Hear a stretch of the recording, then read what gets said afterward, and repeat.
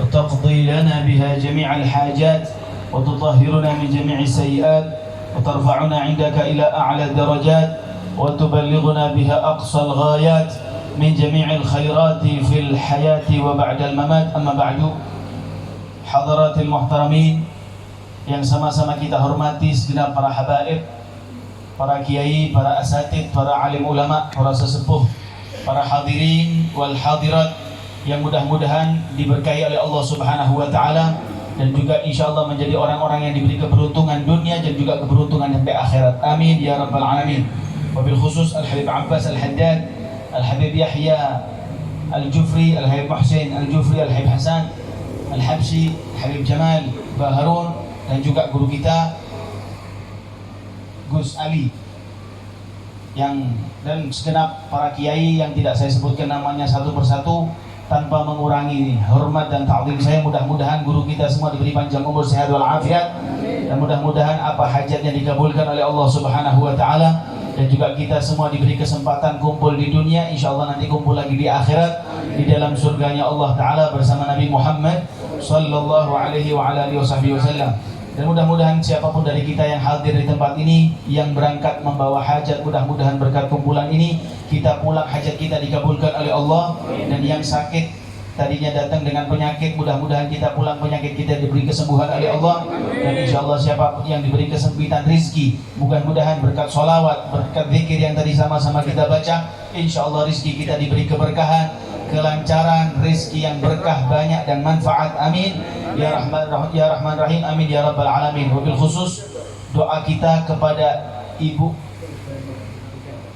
Nur Jannah, mudah-mudahan Allah Subhanahu wa taala menerangkan kuburan beliau, melapangkan kuburan beliau, dan insyaallah senantiasa diberi curahan rahmat oleh Allah Subhanahu wa taala, dan mudah-mudahan diberi kedudukan yang tinggi dan mulia di mata Allah Subhanahu wa taala. Amin ya Rabbal Alamin. Ikhwani jamaah yang dirahmati Allah Subhanahu wa taala, alhamdulillah Allah Subhanahu wa taala memberikan kepada kita kesempatan dijadikan makhluk yang paling mulia.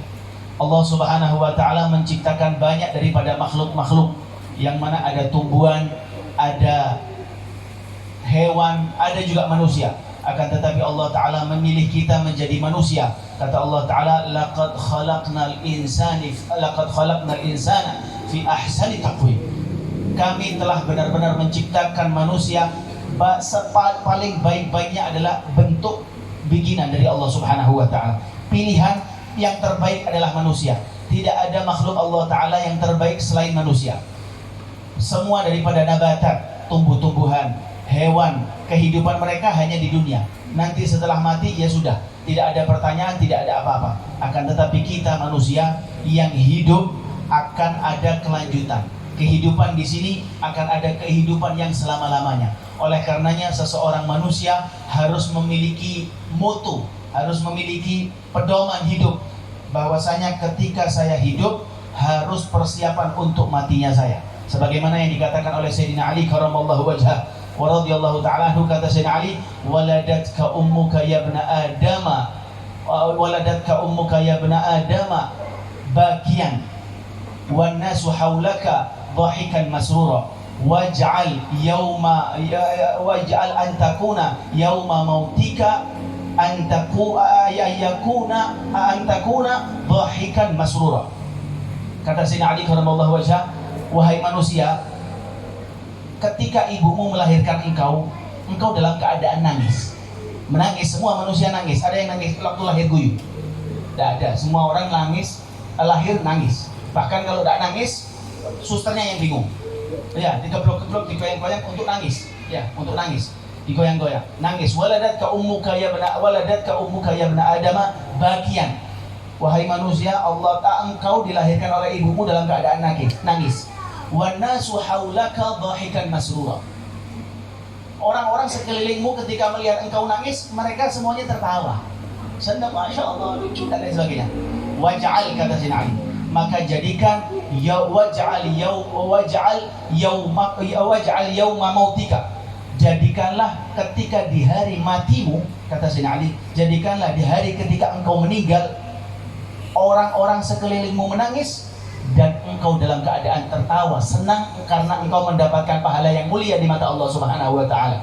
Jangan sampai orang sekeliling kita malah tertawa, alhamdulillah pun akhirnya dia mati. Karena saya pernah mendapati sendiri, Habib, di Semarang ada satu orang bancaan. Satu orang cerita sama anak, dikirimi bacaan. Bacaan apa ini? Ini preman kampung sebelah mati, bacaan sak kampung. Seneng. Kenapa? Kehidupannya nyusai tetangganya, nyusai orang sekelilingnya. Orang nyusai dalam maksiat itu dosa. Kok nyusai dalam maksiat? Nyusai dalam ketaatan itu dosa. Sebagaimana yang dikatakan ada seorang perempuan bertanya kepada Nabi SAW, ya Rasulullah, ma balu jirani? Ya, ma balu mra'atin, kata Nabi, ma balu mra'atin sawwama qawwama tu'ji jiranah. Ya Rasulullah, bagaimana keadaan seorang perempuan ahli puasa? Ahli puasa, saking sergepe puasanya bukan isya. Saking sergepe gitu. Ya, Masya Allah ahli puasa. Qawwama qiyamul lail bedina. Setiap hari Masya Allah qiyamul lail. Seperti kita ya, qiyamul lail pakai HP, tapi lagi Ramadan malah turu. Ya, kita kan seperti itu. Naudzubillah. Ya, insyaallah Allah Taala mengubah keadaan kita semakin baik ya. Gawa sawama, qawama, ahli ibadah, ahli taat, ahli poso, ahli qiraatul Quran, Masya Allah. Tapi gak gujol tonggone. Bagaimana keadaannya ya Rasulullah? Jawaban Rasulullah, hiya finna, masuk neraka. Lah bagaimana ibadah enggak, ngaji enggak, sembahyang enggak, mabuk istiqomah, mati kepingin ditahlili. Wah, iki wong iki ndak difotoi. Ya. Hadirin jamaah yang dirahmati Allah Subhanahu wa taala, sebagaimana tadi saya katakan bahwasanya kita pilihan dari Allah taala. Allah taala menjadikan kita ini khalifah fil ardh. Allah taala memilih kita, padahal ada para malaikat. Malaikat itu ketika Allah taala mengatakan ini ja'ilun fil ardi khalifah. Saya menjadikan nanti di muka bumi ada khalifah, orang yang turun-temurun, makhluk yang namanya manusia yang akan adanya turun-temurun, anak terus seperti ini. Malaikat berkata, ya Rasulullah, ya Allah, kenapa tidak kami? Kami kan ahli ibadah, dari dulu ibadah taat kepada Engkau, kok tidak kami saja? Tidak. Ini a'lamu ma la ta'lamun. Saya tahu apa yang kalian tidak tahu. Allah Ta'ala memilih kita.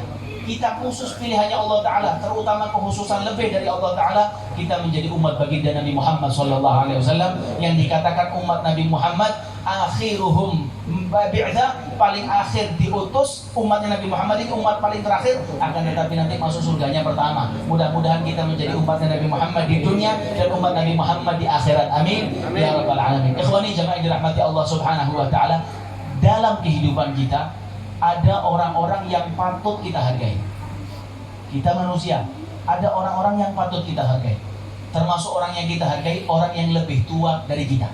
Ya, kata Nabi SAW, man lam yarham saghirana wa lam yuwaqqir kabirana falaysa minna. Kata Nabi, orang yang tidak mau merahmati kecilnya, ya, orang tua tidak mau merahmati yang kecil. Yang kecil tidak mau adab akhlak sama yang lebih tua, maka bukan dari golonganku. Na'udzubillah min dzalik. Lah bahaya. Tapi ada seseorang yang lebih dikhususkan dari semua itu. Orang tua dihormati, wajib. Guru dihormati, wajib. Tapi ada orang yang paling khusus. Ketika Abi Hurairah radhiyallahu ta'ala anhu, beliau meriwayatkan ja'a rajulun atau sa'ala rajulun ila Nabi sallallahu alaihi wasallam. Riwayatnya seperti imma ja'a imma sa'ala. Bertanya kepada Rasulullah, ayyu syakhsin ahaqqu fi husni suhbati. Ya. Ayyu syakhsin ahaqqu fi husni suhbati.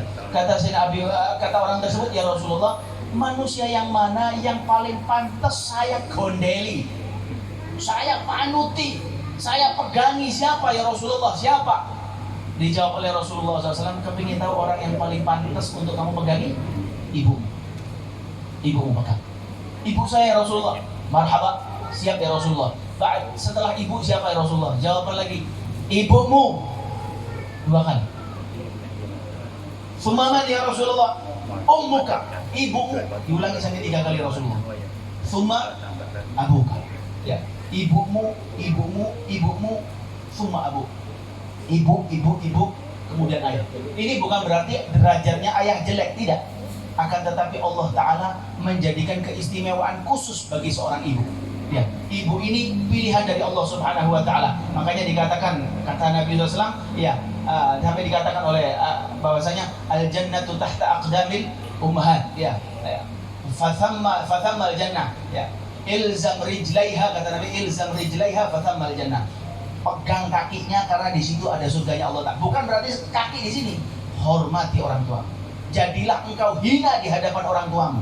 Hormat, taat, mengabdi kepada orang tuamu, sebagaimana insya Allah saudara saya ini ya, Al-Akh Hamdan sama saudara-saudaranya, insya Allah malam ini termasuk bukti tanda cinta kepada kedua orang tuanya. Amin. Mengundang kita sama-sama membaca sholawat, mengucapkan salam kepada Nabi Muhammad, membaca tahlil untuk mengirim doa-doa tersebut kepada ibunya. Insya Allah tanda birrul walidain seorang anak kepada orang tuanya. Amin.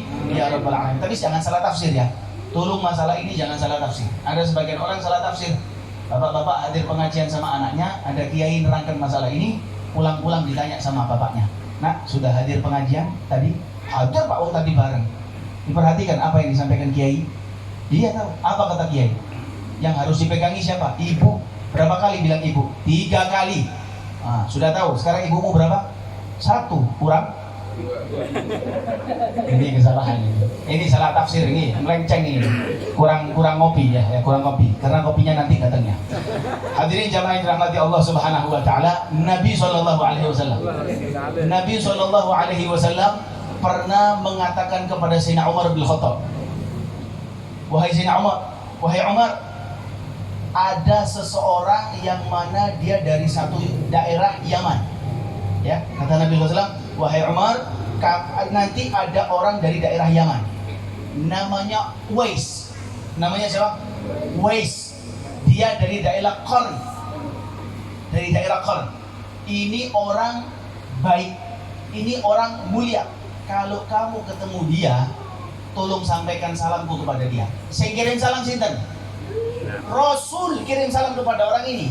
Ini orang mulia. Kalau kita kirim salam sama presiden biasa, presiden kirim salam kepada kita, tidak mungkin. Ya, tidak mungkin tidak dikenal. Tapi kita mendapatkan kirim salam dari beliau-beliau. Habib Abbas kirim salam pada lu, ya salam berarti Habib Abbas ingat kepada saya. Ini orang dicintai sama Rasul. Rasul kirim salam kepada dia. Apa pernah ketemu Rasulullah? Tidak pernah. Rasulullah belum pernah ketemu sama dia. Orang itu di zamannya Rasul, tapi belum pernah ketemu Rasul. Ya, kata Rasulullah, wahai Umar, tolong sampaikan salam saya kepada dia, watlub minhul istighfar, dan mintalah dia doa. Mintalah kepada dia doa agar memintakan doa kepada engkau, kepada Allah untuk engkau, kata Rasulullah SAW. Minta kepada dia agar dia mendoakan engkau. Baik ya Rasulullah. Penasaran, sopo Uwais ini? Kok sampai Rasulullah kirim salam kepada dia? Ditanya, ternyata Uwais itu adalah seseorang yang tinggal di kota Yaman, yang memiliki kemuliaan apa? Dia punya ibu. Dia punya ibu yang mana ibunya ahli takwa, ibadah, beriman kepada Nabi Shallallahu Alaihi Wasallam. Si Uwais bilang sama ibunya, "Bu, saya mau minta tolong izin Bu ya. Sekarang ini kan kita beriman kepada Allah dan juga kita beriman kepada Rasulullah Nabi Muhammad Shallallahu Alaihi Wasallam. Nabi Muhammad ada di Madinah, kita kan tinggal di Yaman. Saya mau izin Bu, 1 bulan saja. Saya berangkat ketemu Nabi, ketemu bai'ah langsung kembali. Ketemu Nabi, bai'at langsung kembali. Kepingin langsung ketemu Nabi, biar jadi sahabat. Karena syarat seseorang menjadi sahabat harus al-liqa, harus istima' bin Nabi sallallahu alaihi wasallam fil ard. Harus ketemu sama Nabi sallallahu alaihi wasallam di muka bumi. Ketika izin sama ibunya, kata ibunya, "Boleh wes, enggak masalah, kau berangkat boleh." Lah terus tapi sing ngurus saya siapa? Ibunya sudah tua. Yang mengurus saya siapa? Kalau sekarang ada babysitter ya. Babysitter buat anak bayi ya. Apa? Suster, bayar suster. Lah Uwais ini orang enggak mampu. Apa yang dilakukan Uwais ketika ibunya mengatakan hal tersebut? Ya sudah Bu. Apa yang dipikirkan Uwais? Uwais enggak banget, kurang ajar. Pikir Rasulullah harus ditaati. Karena sebagian orang itu, seragape ya, ada Habib, ada kiai datang, sampai orang tuanya ditinggal. Na'udzubillah min dzalik, jangan. Orang tua nomor 1. Ya, orang tua nomor 1. Kata Nabi sallallahu alaihi wasallam, "Du'aul walidain li auladih ka du'ail anbiya li ummati." Doanya orang tua kepada anaknya seperti doanya Nabi kepada umatnya. Nabi lek donga cus, ya, dadi etol. Enggak pakai plang, lus langsung los. Ya, sebagaimana doa orang tua. Kita sering minta doa kepada ulama, kita minta doa kepada habaib, para kiai, tapi kita tidak pernah minta doa kepada orang tua kita. Kesalahan besar. Apa yang terjadi yang dipikirkan sama Uwais? Bukan terus Uwais tak tinggal kabur wong tua. Enggak. Apa yang dilakukan sama Uwais? Uwais beli kambing. Kenapa Uwais itu kambing? Beli kambing masih kecil. Apa yang dilakukan Uwais? Ternak? Tidak. Kambing yang mulai kecil ini dikasih makan, tapi setiap hari digendong naik gunung, turun gunung. Sampai dibilang oleh orang-orang daerah ini, Uwais ini gendeng ini. Masa kambing meneng-meneng digendong? Bukan Uwais naik kambing, kambingnya digendong sama Uwais. Terus sampai kambing ini tambah besar. Ketika ditanya, kenapa Uwais kau ini gendong kambing? Jawabannya, saya kepingin kalau saya kuat gendong kambing sampai nurun gunung terus, saya mau gendong ibu saya untuk ke Medina bertemu Rasulullah. Tujuannya seperti itu, mau gendong ibunya mau ke Medina, mau ketemu sama Rasulullah. Dia kepingin ketemu Rasulullah tapi tidak mau menyakiti hati ibunya. Apa yang terjadi? Terus. Tapi waktu berkata beda. Belum sampai kambingnya kuat diangkat, ternyata ibunya sudah meninggal dunia. Ketika ibunya meninggal dunia, akhirnya yang terjadi Rasulullah juga meninggal dunia. Waktu yang dilewati waktu lama meninggal dunia. Karena Uwais tidak ada biaya untuk jalan ke sana. Zaman sekarang teman-teman dulu kalau dari Yaman mau haji naik bis yang enak, jalan sudah enak, los itu 24 jam ngebis. Nah bayangkan zaman dulu ya Pak, jalan kaki, numpak unta, kelunak, bayangkan ya. Subhanallah, apa yang terjadi? Uwais sepeninggal ibunya mau ke Medina tidak ada biaya sampai Rasulullah meninggal.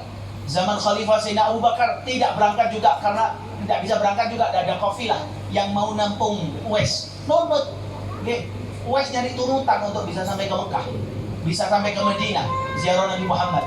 Lewat waktu, akhirnya sampai di zaman Sayyidina Umar bin Khattab. Sewaktu Sayyidina Umar bin Khattab menjadi khalifah, selalu tiap tahun haji Sayyidina Umar bertanya, mana rombongan dari Yaman?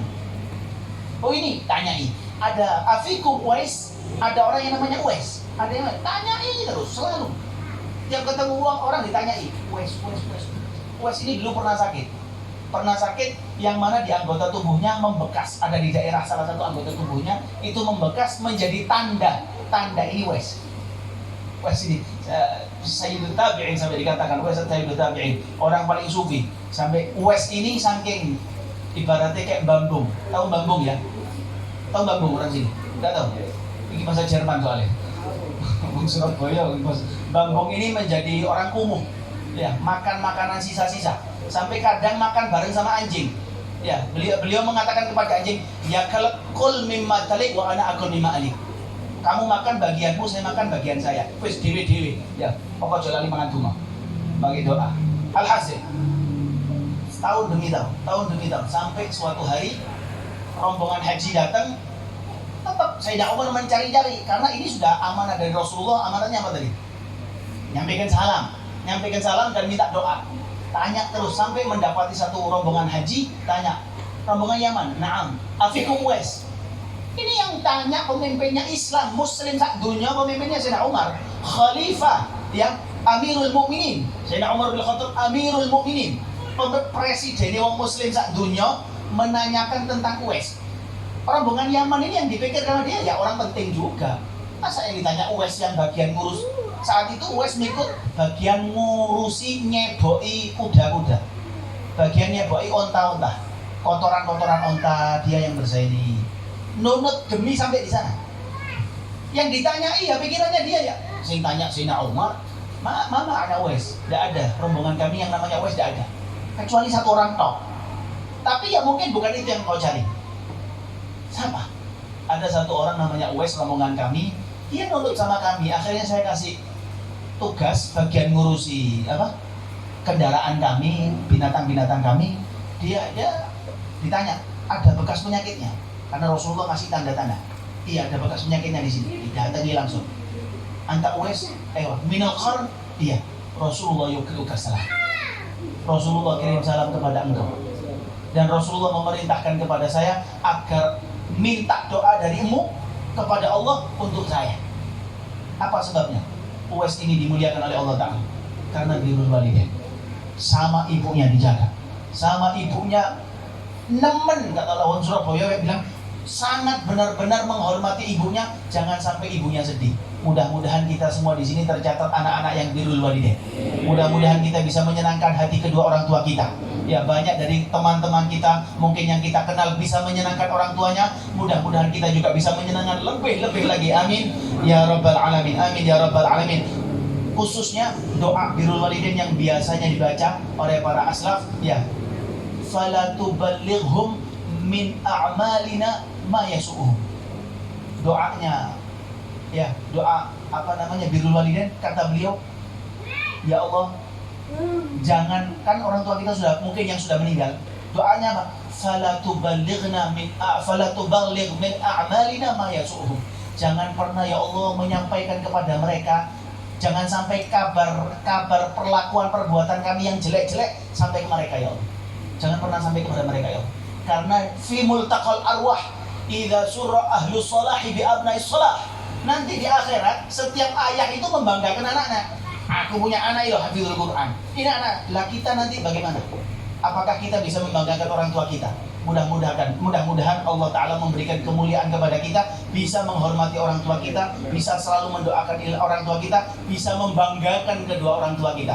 Kebanggaan bukan karena pangkat, kebanggaan bukan karena SSS, bukan. Kita bisa menjadi budak di hadapan orang tua kita, itulah kemuliaan yang besar. Sayyidina Al-Habib Ali bin Muhammad Al-Habsyi, sahibul maulid, ya, pengarang maulid, ini pernah suatu hari mendapati ibunya itu rodok sedih, agak sedih karena tidak bisa memberikan sesuatu kepada kakaknya Habib Ali. Kepingin memberikan sesuatu kepada anaknya, kakaknya Habib Ali, tapi tidak ada uang. Dibilang sama Sayyidina Ali, wahai ibu, kenapa tidak dibelikan? Ali, tidak ada uang untuk belikan itu. Apa kata Sayyidina Ali? Ibu, sekarang ayo kita ke pasar. Ibu bilang sama mereka, jual aku, anggap saya ini budakmu, demi engkau mendapatkan uang untuk bisa menyenangkan kakakku. Sallallahu alaihi Nabi Muhammad. Ini seorang anak kepada orang tuanya. Apa yang terjadi? Ibunya Sayyidina Ali langsung nangis.